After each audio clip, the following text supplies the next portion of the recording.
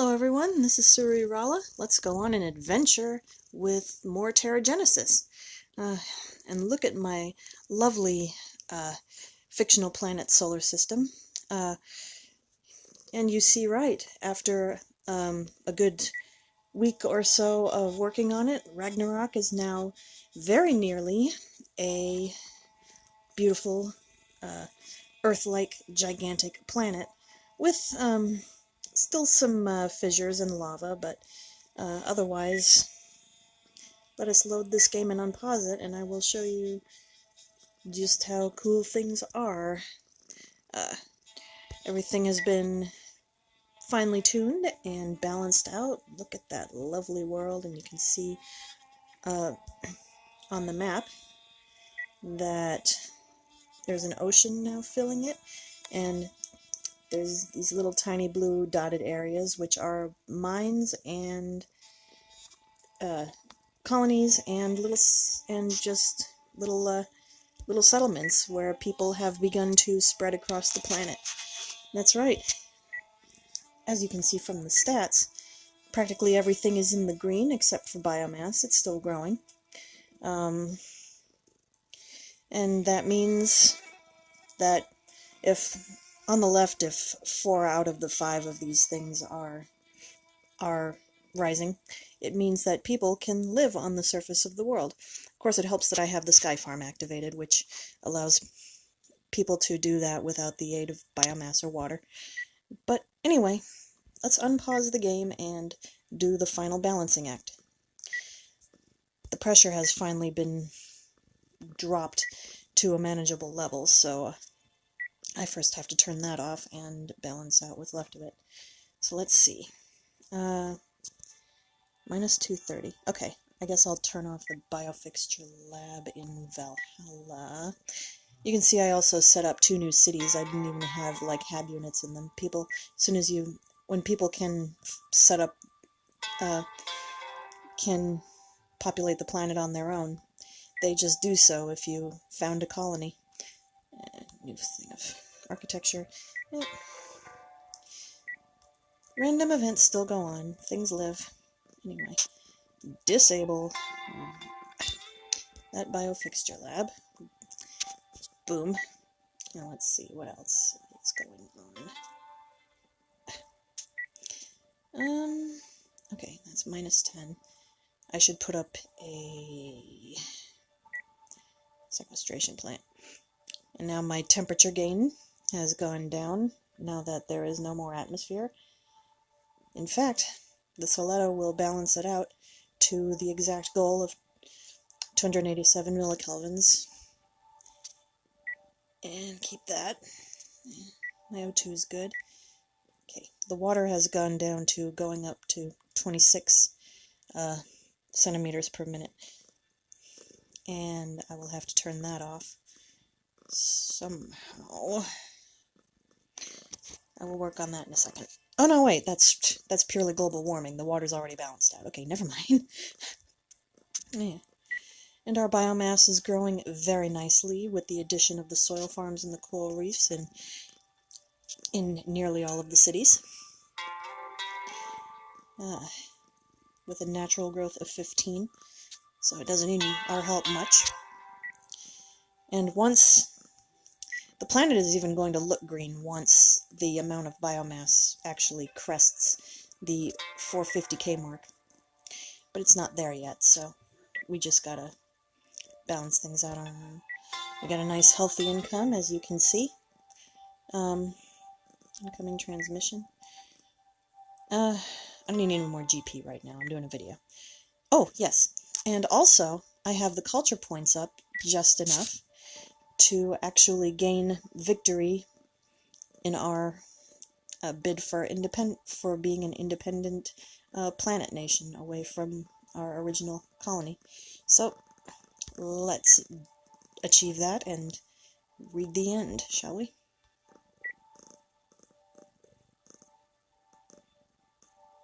It feels nice to see a finished planet and all your hard work pay off.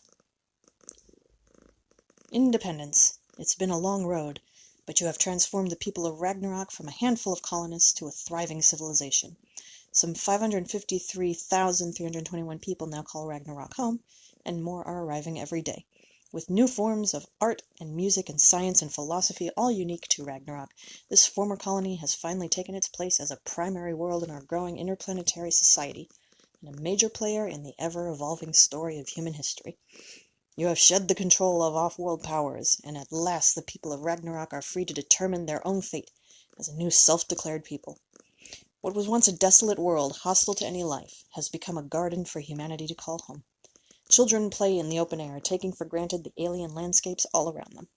This is their home, as real and natural as any on Earth. Under your leadership, the United Nations Space Administration has become the foremost authority on interplanetary colonization. New colonies are springing up on world after world, each modeled on your democratic system of government and ecological economy, focused on scientific growth. You've effectively settled the terraforming debate as well, encouraging terraforming efforts on other planets by your own example. A new chapter in the story of humanity is unfolding on Ragnarok. Will you stay to continue it or move on to new worlds out among the stars? Let me play a little bit longer because it's not done yet. I can leave my planet, yeah, but only once it's balanced. So I am going to do that now in this probably final video for Ragnarok. This one might come out a little bit late. I was kind of distracted in recording it. But yeah, I have a few new worlds from the last time I recorded. I'm not sure if Yggdrasil was one of the worlds I had when I was recording, but I put a new one on. The sort of other side of the coin of Helheim, Nibelheim. All of my outposts are still doing good. My credits are still going up. And let me see here. Okay, yeah.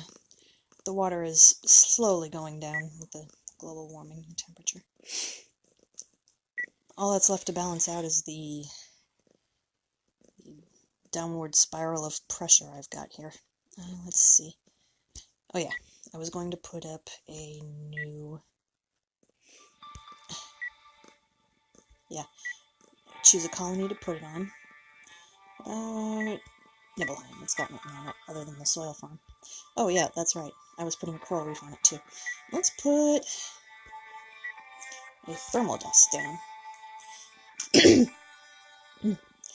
Yeah, thermal dust gives you a little bit more pressure in the atmosphere by coating ice and glaciers or frozen CO2 and black powder, melting them and adding new CO2 into the atmosphere. It's pretty cool. And I don't want to lose any more pressure than I already can by waiting, so I'm going to spend some Genesis points and hurry the process up to upgrading it to level 4, which will give me plus 10 pressure. Oh! And of course a meteor is coming to try and destroy it. Not today. I have the money. There we go. And... hurry. This is why it's good to save on Genesis points for changes that you want to make, like, really quickly and you don't want to wait for. Finally!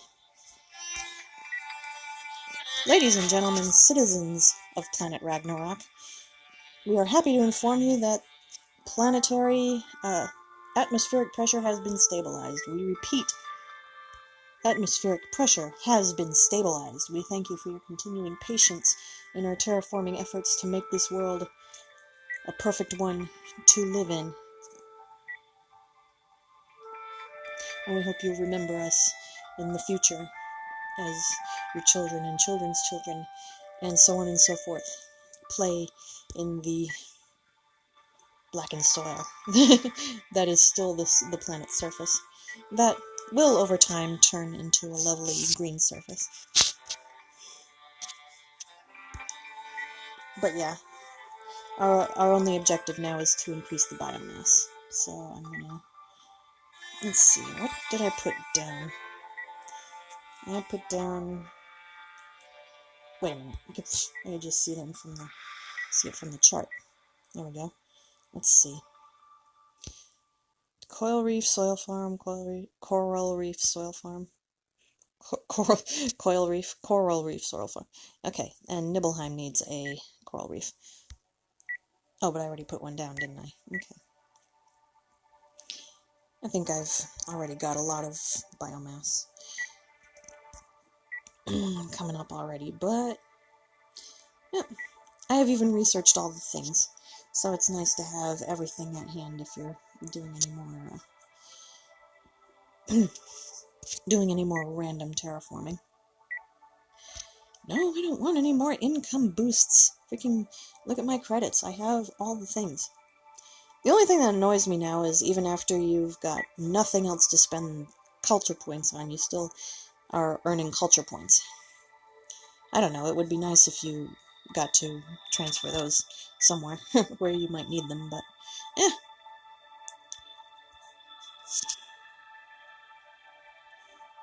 Part of the fun is that once you've finished with a planet, you can just sort of ignore it, transfer its Genesis points elsewhere, and just let it grow. I have conquered Ragnarok! Woo!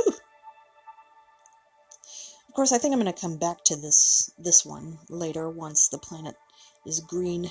I want to see, because the level, as you've seen probably from the little thumbnails of the other little planets in the solar system, depending on the color of the soil, the color of the greenery will be a little light or dark, depending. And, let's see. I gotta wait for the water to go in the green. I'm gonna try and make this a paradise world. I'm almost there. Everything is neatly in the middle of the green. I just need the water to go up a little bit. Still got a good several centimeters to go. To be quite honest, any other biomass measures that I put down will just kind of drain the water. Won't it? Yeah, it'll drain the water and it'll give me oxygen. I don't need that. I'll probably just put down a comet sling. But, I want to bug it. Anyway, let's take a look again at the surface. You can also see little tiny random white dots all over the place, growing as your population gets to grow itself all over the planet. Those are just people dotting around and making their own homes on random places on the planet. It's pretty cool. It's like watching your people just grow and evolve. It's neat that the lava fissures still stay. You can see them glowing. But like I said, we've stabilized the atmosphere and the runoff of poison gas from those fissures. So we can just kick back and enjoy a more lively world as it grows. Anyway, I think this video will be a short one. I just wanted to show you guys my progress on Ragnarok. If it interests, I will probably do another planet and go into a little more depth with its gameplay. Maybe try my hand at a biosphere when I get the chance, or maybe just try my hand at the hard difficulty. But yeah, that was Ragnarok. We'll come back to this planet when it's all lovely and green, but for now, I just wanted to say hello again, show you guys this, and while I'm here, let's go to the main menu and check out Venus, because I remember telling you guys I was working on Venus while I was also doing Ragnarok. And there Venus is. I have just finished it and turned it into a lovely green planet. The water on it, interestingly, isn't like isn't all a solidified sea. Like, let me see here. It's been going for a while without me, so. Yep, colonization complete. Yeah, all the mines are gonna deplete. Yeah, it's It's inevitable, really, but you get enough revenue from your colonies after a while. You don't even need the mining. You see down in the thing. But yeah, now this is what Venus looks like as it's fully terraformed. My colonies are huge and still growing, and people are dotting themselves all over the place, forming their own little colonies. And cities and suburbs all around the world. And if you look at the map, if I can move that out of the way, like I said, it's not all a cohesive giant ocean on Venus. Look at all this greenery. My goodness, I love it. It's like little pockets and rivers and fissures filling up with the seawater. And my lovely colonies are in the middle of it. Because this is Venus, and of course this is our solar system, my colonies are named for Greek mythology influences. The main city is Aphrodite, which is the Greek name for the Roman goddess Venus. Oh, we even got a recent influx of Russian immigrants. That's cool. And Hera, which actually the game named the city Hera's Rise. I just decided to name it Hera. Because I guess I was messing with Aphrodite, and I guess the chief goddess wanted her say too, so there's Hera. And Eris, goddess of chaos. There's a planet named after Eris as well. I think in the dwarf planet area. Demeter is, of course, the Greek name for the goddess of the fertile earth. And Eros, which was also named by the game, is, I think it's the Greek name for Cupid, I want to say. But yeah, there's that. And in the satellites, Venus didn't have any moons, but I have all the things activated for it. So Venus is now a thriving, lovely planet full of people. And at the moment now, after finishing Venus, I have actually gone onto the other side of the solar system to the last of the dwarf planets. Well, and I am working on, you can see its atmosphere right there, Pluto. It's getting there. I'm raising the... Oh. A talented holographer in Hydra is rapidly gaining popularity all across Pluto. Hydra is one of Pluto's moons. Paid broadcast, please. So yeah, if the planet has moons associated with it, you can colonize them as well. You don't terraform anything, you can just set down, like, habdomes in all of the available spaces, and people will just populate it. But, that gives you a nice population boost without having to worry about the rest of the planet Pluto. And, I've only just stabilized its atmosphere today, so at the moment I'm just raising the heat and the oxygen level, and instead of using the Soletta right now, because I can't afford it, I'm using the orbital mirror. It gives me a nice, gigantic boost of slow temperature rise.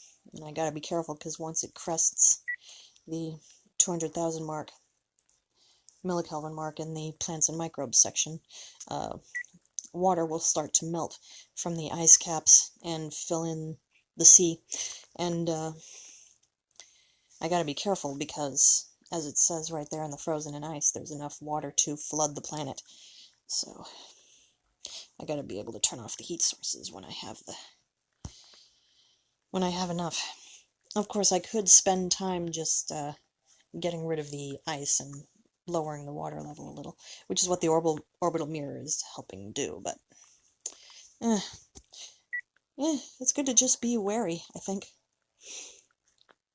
But anyway, I just wanted to show you guys that, and I will hopefully do another video soon. I'm still wondering what I'm to play next, and real life is kind of kicking me hard, so don't be surprised if another video doesn't come out too awful soon, but if everything goes well and I'm motivated enough, I will have some animations for you guys to look at. Pardon my throat clearing. I've been talking for a bit, so I think I'm just going to end this session here on a nice little short note. I hope you guys liked my my roving planetary adventures in the world and science of terraforming. If you liked the video, like, comment, subscribe if you want. Keep adventuring, and I will see you all next time. Have a good one. Bye-bye.